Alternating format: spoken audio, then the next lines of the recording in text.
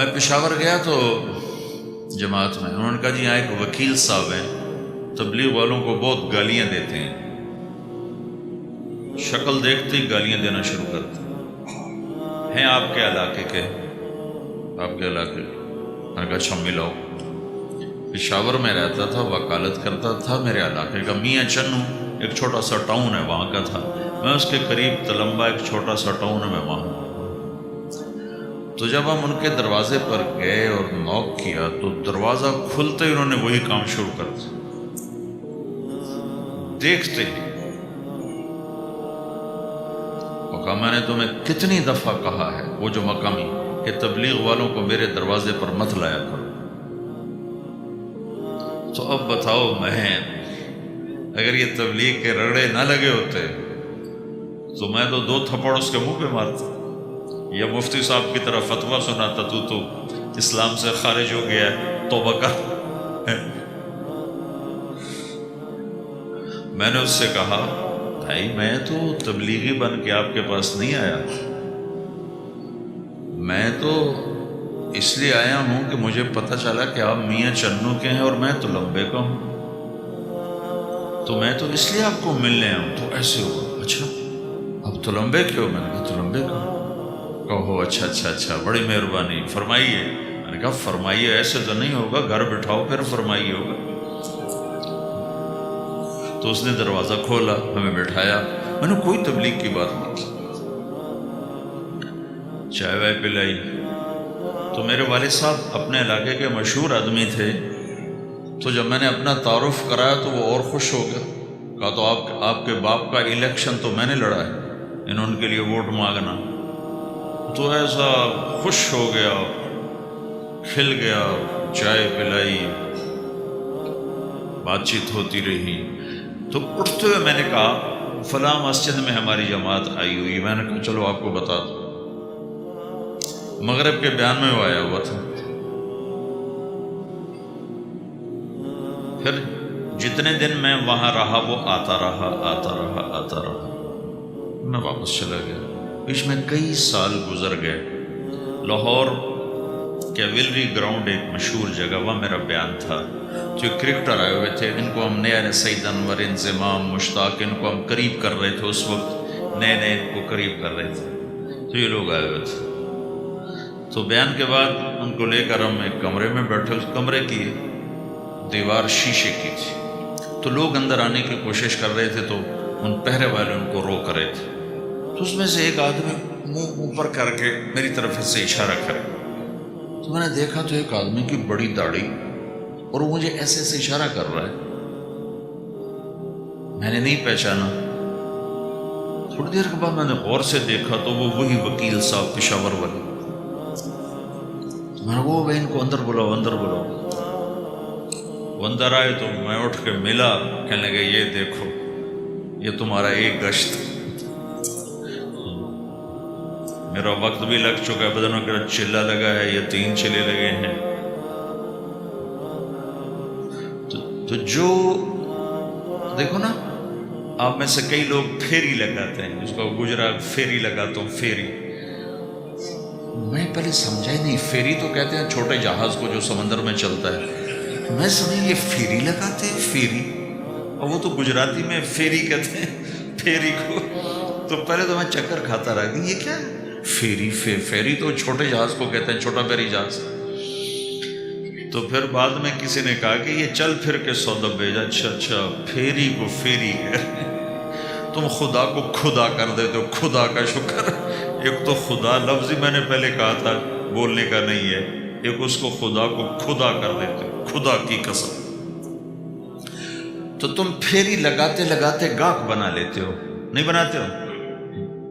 پھیری لگاتے لگاتے تم اپنے گاہک بنا لیتے ہو۔ یہی تبلیغ کا کام کہ پھیری لگاؤ، لوگوں کے در کھٹکھٹاؤ، کوئی لے گا کوئی نہیں لے گا۔ جو آپ لوگ پھیری لگاتے ہو تو سارے آپ سے سودا لیتے ہیں؟ نہیں لیتے، کوئی لیتا ہے کوئی نہیں لیتا، لیکن آپ جاتے رہتے ہو جاتے رہتے ہو جاتے رہتے ہو جاتے رہتے ہو، آہستہ آہستہ آپ اپنا اتنا کام کر لیتے ہو کہ آپ کی روٹی چل جاتی۔ تو سارے نبیوں نے پھیرا لگایا، کوئی نبی گھر نہیں بیٹھا، کہ میرے پاس کوئی آئے گا تو اسے سکھاؤں گا۔ ہر نبی نے پھیرا لگایا، اور داؤد علیہ السلام نے ایک دفعہ یہ کیا، ایک بڑا عبادت خانہ بنایا اور اس کی دیواریں اونچی کر دی، اتنی اونچی کہ اندر کوئی جا نہ سکے، اور یہ طے کیا کہ ہفتے میں ایک دن میں کسی سے نہیں ملوں گا، صرف اللہ اللہ کروں گا، ہفتے میں ایک دن۔ تو وہ پہلا دن تھا، اندر سے تالا لگا دیا اور خود اندر بیٹھ گئے، اور پہلا دن ہے کہ میں آج کسی سے نہیں ملوں گا۔ تو میرے رب کو یہ بات پسند نہیں آئی کہ نبی کا کام کٹ کے بیٹھنا نہیں ہے، لوگوں میں جانا ہے۔ تو اللہ تعالیٰ نے انسانی شکل میں 2 فرشتے اندر اتار دیے۔ اذ تصور المحراب ففزع منهم قال لا تخف خصمان بغى بعضنا على بعض فاحكم بيننا۔ کہا جی حضرت ہمارا جھگڑا ہو گیا ہے، ہم آپ سے فیصلہ کروانے آئے۔ تو داؤد علیہ السلام ڈر گئے کہ دروازہ بند ہے، یہ آئے کہاں سے؟ دیوار اتنی اونچی ہے کہ اس کے اوپر سے چھلانگ لگا کبھی اندر نہیں آ سکتے، تو یہ کون ہے، آئی کہاں سے؟ دروازے کو دیکھیں تالا لگا ہوا ہے، دیوار کو دیکھیں اتنی اونچی ہے، تو کون چھلانگ لگا کے اندر آئے گا؟ تو ڈر گئے۔ تو کہنے لگے جی آپ ڈرے نہیں، ہمارا جھگڑا ہو گیا۔ کہ کیا جھگڑا ہے؟ کیا جھگڑا ہے؟ کہ ان ھذا اخی لہ 99 نعجہ ولی نعجۃ واحدہ فقال اکفلنیھا وعزنی فی الخطاب۔ یہ میرا بھائی ہے، اس کے پاس 99 بکریاں ہیں، بھیڑیں، 99 بھیڑ ہے، اور میرے پاس ایک ہے۔ یہ مجھے کہتا ہے ایک بھی مجھے دے دے، میری 100 پوری ہو جائے۔ تو آپ بتاؤ یہ غلط کر رہا ہے کہ ٹھیک کر رہا ہے؟ اب یہ فیصلہ تو آپ چھوٹے سے بچے سے بھی کروا سکتے ہو، نہیں؟ یہ تو لطیفہ سا بن گیا، داؤد علیہ السلام کے لیے لطیفہ بن گیا کہ ایک آدمی کہتا ہے جی میرے پاس 99 ہے، تیرے پاس ایک ہے، تو ایک مجھے دے دے، میری 100 ہو جائے۔ تو داؤد علیہ السلام سوچ میں پڑ گئے یہ چکر کیا ہے۔ تو ایک دم ان کو خیال آیا کہ جیسے میرے رب نے مجھے پیغام بھیجا ہے کہ داؤد تجھے بندوں کو دعوت دینے کے لیے بھیجا ہے، مصلی پر بیٹھنے کے لیے نہیں بھیجا۔ ہاں مصلی پر بیٹھنا ہے، اس کے لیے رات ہے۔ قم اللیل الا قلیلا نصفہ او انقص منہ قلیلا او زد علیہ ورتل القرآن ترتیلا۔ چل ومن اللیل فتہجد بہ نافلۃ لک عسیٰ ان یبعثک ربک مقاما محمودا۔ رات ہے، آ جاؤ۔ ان ناشئۃ اللیل ہی اشد وطئا واقوم قیلا۔ آجا آجا، رات بڑی مزے کی چیز ہے، تو اور میں تنہا۔ فإذا فرغت فانصب وإلی ربک فارغب۔ آ جاؤ۔ تتجافى جنوبهم عن المضاجع يدعون ربهم خوفا وطمعا ومما رزقناهم ينفقون۔ رات تیری میری، دن میرے بندوں کے لیے۔ نہیں بیٹھ سکتا، تسبیح پکڑ کے نہیں بیٹھ سکتے ہو۔ تو اس پر داؤد علیہ السلام سجدے میں گرے۔ آیت سجدہ ہے اس لیے میں نہیں پڑھتا ہوں۔ سجدے میں گرے اور کہا یا اللہ معافی کر، یا اللہ معاف کر دے، یا اللہ معاف کر دے۔ میں نے دروازے بند کر لیے، حالانکہ میں یہ میرے منصب کے خلاف تھا، اس پر اللہ سے معافی مانگی۔ تو چل کے جانا نبیوں کی صفت ہے، یہی ہماری صفت ہے۔ اس امت کو یہ کام دیا گیا کہ یہ اوروں کے پاس جا کے اپنا سودا پیش کرے، اپنوں کو بھی سنبھالے اور غیروں تک بھی پہنچے۔ نہیں سنتے پھر جاؤ، نہیں سنتے پھر جاؤ، کیونکہ دلوں کا پھیرنا اللہ کے ہاتھ میں ہے، تیرے ذمہ آواز لگانا ہے۔ اللہ تعالیٰ نے تقسیم کر دی، قم اللیل الا قلیلا، رات اللہ کے پاس آ جا۔ دن میں کیا کر، ان لک فی النہار سبحا طویلا، تیرا دن میں کام بہت زیادہ ہے۔ سبحا طویلا، دعوت کے کام کو تیرنے سے تشبیہ دی، سبح تیرنے کو کہتے ہیں۔ اللہ کے نبی کا ایک گھوڑا تھا جس کا نام تھا سبحہ، میں نے بتایا تھا پہلے دن، وہ اتنا تیز چلتا تھا جیسے تیر رہی ہو، اس لیے اللہ کے نبی نے خود اس کا نام سبحہ رکھا تھا، تیرنے والا۔